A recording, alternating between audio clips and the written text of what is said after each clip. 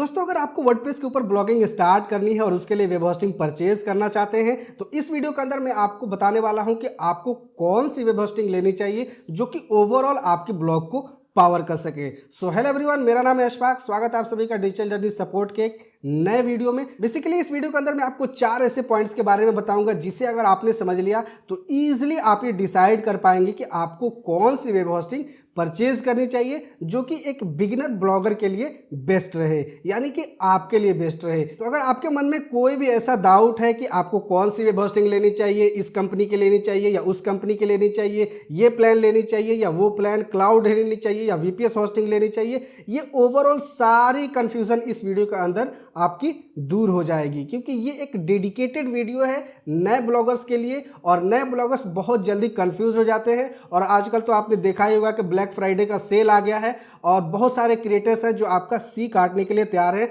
आपको महंगे महंगे प्लान को रिकमेंड करेंगे। क्यों रिकमेंड करेंगे वो आपको पता है, सिर्फ उनको अपना एफिलिएट कमीशन अर्न करना है। आपकी ब्लॉग से इनकम होगी या नहीं होगी, आपका इन्वेस्टमेंट पानी में जा रहा है, उससे उनको कोई मतलब नहीं है। मेरा ये बिल्कुल भी इंटेंशन नहीं है कि आप एक नए ब्लॉगर के तौर पे ज़्यादा पैसे इन्वेस्ट करें और ऐसे प्लान में आप इन्वेस्ट कर दें जहां से आपको कोई भी रिकवरी नहीं होने वाली है। तो सबसे पहले तो अगर आप एक नए ब्लॉगर हैं तो मैं आपको बेस्ट ऑफ लक बोलना चाहूँगा। और जो भी आपको ब्लॉगिंग से रिलेटेड हेल्प चाहिए वो आप हमारे चैनल के ऊपर जो भी वीडियोस हैं उनको देख के सीख सकते हैं, ले सकते हैं, या जो भी टॉपिक आपको समझ में नहीं आता है वो आप हमसे सोशल मीडिया पे भी डिस्कस कर सकते हैं। तो चलिए अपनी वीडियो की तरफ चलते हैं और जानते हैं कि कौन से ऐसे 4 पॉइंट्स हैं जिसे पहले आपके लिए समझना बहुत ही ज़रूरी है। तो सबसे पहले अगर पॉइंट की हम बात करें कि हमारी एक्चुअल नीड क्या है, यानी कि अगर हमें वर्डप्रेस के ऊपर ब्लॉगिंग स्टार्ट करनी है तो हमें कौन सी होस्टिंग लेनी चाहिए जिसके अंदर वो हमारी एक्चुअल नीड फुलफिल हो जाए। तो हमारी एक्चुअल नीड क्या है, हमारी जो भी वेब होस्टिंग हो उसके अंदर 10 GB से लेकर के 50 GB तक का स्टोरेज होना चाहिए। 50 GB तक का स्टोरेज आपके लिए इनफ है। अगर आप 1000 भी ब्लॉग पोस्ट अपने ब्लॉग के ऊपर डालते हैं ना तो भी आपका 50 GB का जो भी स्टोरेज है वो एग्जॉस्ट नहीं होगा, क्योंकि जो हम कंटेंट अपने ब्लॉग के ऊपर अपलोड करते हैं उसके अंदर जो कंटेंट होता है तो वो ज़्यादा स्टोरेज नहीं लेता है। जो इमेजेस हम अपलोड करते हैं वो थोड़ा बहुत स्टोरेज को एग्जॉस्ट करता है। तो अगर आप 1000 भी ब्लॉग पोस्ट अपने ब्लॉग के ऊपर डालते हैं और एक ब्लॉग के अंदर आप 10 इमेजेस भी अगर डालते हैं तो भी आपका 15 GB से लेकर के 20 GB तक का ही स्टोरेज एग्जॉस्ट होगा। तो अगर आपके दिमाग में ये कंफ्यूजन है कि आप महंगे प्लान को परचेज करेंगे जिसके अंदर आपको ज़्यादा स्टोरेज मिलता हो तो ही आपका ब्लॉग स्मूथली रन करेगा, ऐसा बिल्कुल भी नहीं है। स्टोरेज किसके लिए होता है, जो आप अपने ब्लॉग के ऊपर कंटेंट अपलोड करते हैं उसके अंदर जो भी फाइल्स अपलोड करते हैं उसके लिए स्टोरेज होता है। यानी कि आपके साइट के ऊपर जब ट्रैफिक आएगा तो आपको स्टोरेज से कोई मतलब नहीं है, उसका वो बैंडविड्थ के ऊपर डिपेंड करता है। आपके साइट के ऊपर, आपके ब्लॉग के ऊपर जो ट्रैफिक आता है वो बैंडविड्थ के हिसाब से आपकी स्पीड को ज़्यादा और कम करता है। ठीक है, तो स्टार्टिंग में आपको बैंडविड्थ के ऊपर भी ज़्यादा ध्यान नहीं देनी है। आपको लो बैंडविड्थ भी मिल रहा है या स्टैंडर्ड बैंडविड्थ भी मिल रहा है तो भी चलेगा। ठीक है, तो ये हमारी एक्चुअल नीड होती है। उसके अंदर CDN है नहीं है कोई मतलब नहीं है, उसके अंदर आपको फ्री में डोमेन मिल रहा है नहीं मिल रहा है उससे भी कोई मतलब नहीं है। अगर आपको फ्री डोमेन नहीं मिल रहा है उस प्लान के अंदर तो आप उसको अलग से परचेज कर सकते हैं, वो आपका 600 से या 800 के करीब में डोमेन मिल जाएगा। ठीक है, उसके अंदर आपको ईमेल प्लान मिल रहा है या नहीं उससे भी आपको कोई मतलब नहीं है, वो भी हमारी एक्चुअल नीड के अंदर नहीं आता है। आपको फ्री बिजनेस ईमेल क्रिएट करनी है तो उसके ऊपर भी हमने एक डेडिकेटेड वीडियो बनाई हुई है कि किस तरीके से आप फ्री में बिजनेस ईमेल क्रिएट कर सकते हैं और उसे लाइफ टाइम यूज़ कर सकते हैं। उसके अंदर आपको SSL सर्टिफिकेट मिल रहा है या नहीं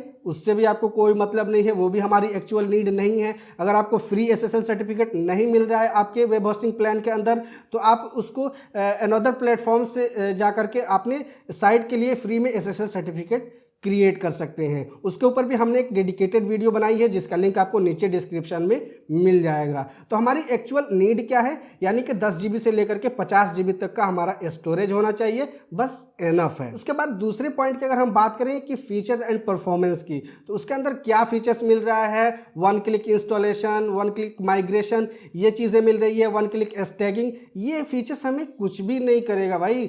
आप ब्लॉगिंग स्टार्ट कर रहे हैं, आपको सारी चीज़ें अभी स्टेप बाय स्टेप सीखनी है। उसके अंदर आपको बैकअप प्लान भी नहीं मिल रहा है तो भी कोई दिक्कत नहीं है। आप प्लगइन्स का यूज़ करके अपनी साइट की बैकअप ले सकते हैं, वीकली बैकअप ले सकते हैं, डेली बैकअप ले सकते हैं। तो ऐसा बिल्कुल भी नहीं है कि आपको बैकअप प्लान उसमें होना ही चाहिए, ये कोई ज़रूरी नहीं है, ठीक है। अब उसके बाद आ जाती है परफॉर्मेंस की बात करें तो परफॉर्मेंस के लिए आपको वही वेब होस्टिंग प्लान परचेज करनी है जिसका डेटा सेंटर आपके नज़दीकी लोकेशन पे हो। यानी कि अगर आप इंडिया में रह रहे हैं तो जो वेब होस्टिंग प्लान आपने परचेज करनी है तो उसको देखनी है कि उसका डेटा सेंटर इंडिया में है या नहीं।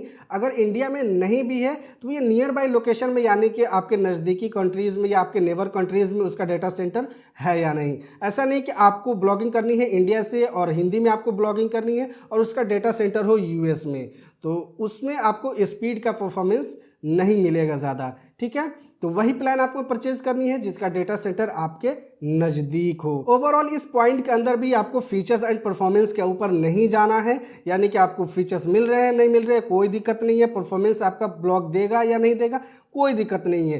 क्योंकि जब आप अपने ब्लॉग को स्टार्ट करेंगे तो उसकी आप जो भी कंटेंट लिखेंगे उसकी एसईओ करेंगे, उसको ऑप्टिमाइज होने में 6 महीने से लेकर के 1 साल तक का टाइम लग जाता है। तो ऐसे में अगर आप महंगे प्लान को परचेज कर लेंगे तो फिर आपका पैसा वेस्ट जाएगा। तो मैं ऐसा बिल्कुल भी नहीं चाहता कि आपका एक भी पैसा वेस्ट हो। जो प्लान आप परचेज करें एक्चुअली उसको आप यूज़ कर सकें, उसके ऊपर सीख सकें। अगर आपके काम वो नहीं आ रहा है तो आपका ज़्यादा पैसा भी वेस्ट ना हो। उसके बाद हम नेक्स्ट पॉइंट की बात करें कॉस्ट इफेक्टिव। तो जो वेब होस्टिंग हमने चूज़ करनी है उसको देखनी है कि भैया उसके कंपटीटर्स जितने भी हैं मार्केट में, जैसे कि गोडैडी हो गया वेब होस्टिंग प्रोवाइड करता है, होस्टिंगर हो गया, ब्लू होस्ट हो गया, साइट ग्राउंड हो गया, ऐसे बहुत सारे ऐसी कंपनीज हैं जो कि आपको वेब होस्टिंग प्रोवाइड कर रही हैं। उन्हें हमें कंपेयर करनी है कि कौन सी ऐसी कंपनीज है जो कि सबसे सस्ती प्लान हमें प्रोवाइड कर रही है। तो ऐसे में अगर देखें तो होस्टिंगर सबसे बेस्ट है। दोस्तों यहाँ पे होस्टिंगर मैं आपको इसलिए रिकमेंड कर रहा हूँ क्योंकि होस्टिंगर मैं खुद 6 सालों से यूज़ कर रहा हूँ।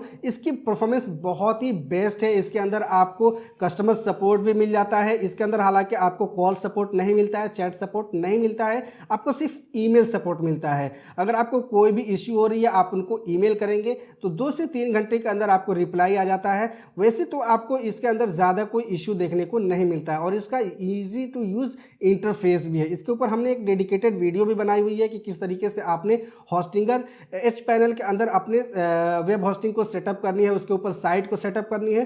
तो वो सारे वीडियोस आपको हमारे चैनल के ऊपर भी मिल जाएंगे। उन वीडियोस के हेल्प से भी आप अपने ब्लॉग को, अपने वेबसाइट को सेटअप कर सकते हैं। इसलिए कॉस्ट इफेक्टिव के मामले में सबसे बेस्ट होस्टिंगर है और होस्टिंगर ने हाल में ही अपने डेटा सेंटर को इंडिया में सेटअप किया हुआ है मुंबई के अंदर। तो आप हिंदी ब्लॉगिंग शुरू करना चाहते हैं तो आपके लिए बेस्ट अपॉर्चुनिटी है। आपकी साइट यहाँ पे बहुत ही स्मूथ चलने वाली है। अब ये तीनों पॉइंट समझने के बाद आप इजीली डिसाइड कर सकते हैं कि भैया हमें चौथी पॉइंट यानी कि हमें कौन सी वेब होस्टिंग प्लान को परचेज करनी चाहिए। तो मैं रिकमेंड करूंगा कि आपने सबसे सस्ते वाले प्लान को परचेज करनी है क्योंकि आप ब्लॉगिंग स्टार्ट कर रहे हैं, आपको अभी ब्लॉगिंग सीखनी है, उसकी एसईओ सीखनी है, कंटेंट राइटिंग सीखनी है। अगर आप एक प्रोफेशनल हैं तो आप महंगे प्लान की तरफ जा सकते हैं यानी कि प्रीमियम प्लान आप परचेज कर सकते हैं। लेकिन अगर आप एक बिगिनर हैं तो आपको सबसे सस्ते वाले प्लान परचेज करनी चाहिए। ऐसा नहीं है कि आप होस्टिंगर से ही प्लान परचेज करें, आप गोडैडी से भी परचेज कर सकते हैं, ब्लू होस्ट से भी परचेज कर सकते हैं,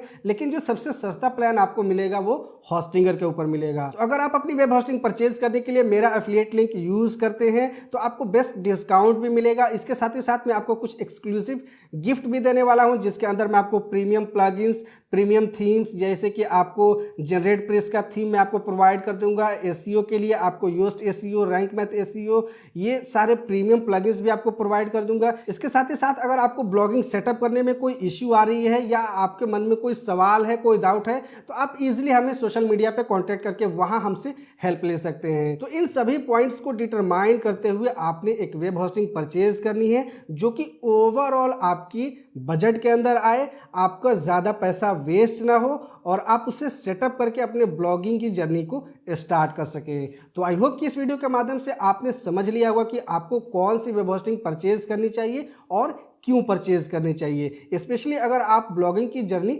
स्टार्ट कर रहे हैं। तो वीडियो कैसी लगी नीचे हमें कमेंट करके ज़रूर बताएं। वीडियो अगर आपको इन्फॉर्मेटिव लगी हो तो इसे लाइक शेयर ज़रूर करें। और हाँ, वेब होस्टिंग परचेज करिए, नीचे डिस्क्रिप्शन में लिंक दिया हुआ है, उस लिंक से जाइए और होस्टिंगर से अपनी वेब होस्टिंग परचेज कीजिए जहाँ पे आपको अप टू 80% तक का डिस्काउंट मिल जाएगा। साथ ही साथ आप हमारे एक्सक्लूसिव डील का भी बेनिफिट ले सकते हैं। तो मिलते हैं नेक्स्ट वीडियो में किसी नए टॉपिक के साथ। जय हिंद।